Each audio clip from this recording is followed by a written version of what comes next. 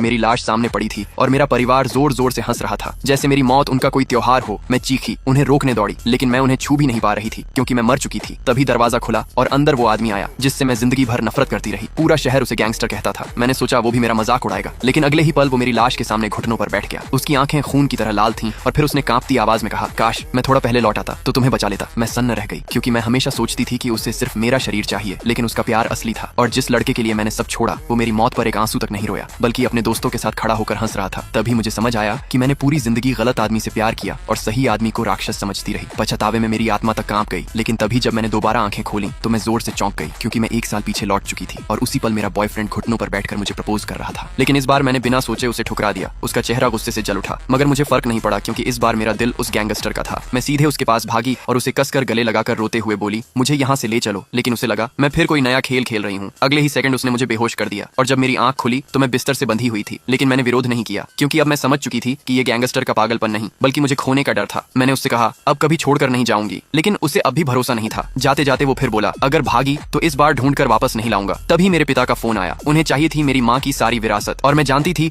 कि अगर आज नहीं गई तो वो लोग मुझे जिंदा नहीं छोड़ेंगे। इसलिए मैं खुद उनके घर पहुंच गई। फिर मैंने माँ की आखिरी तस्वीर मेज पर रखी और एक मैरिज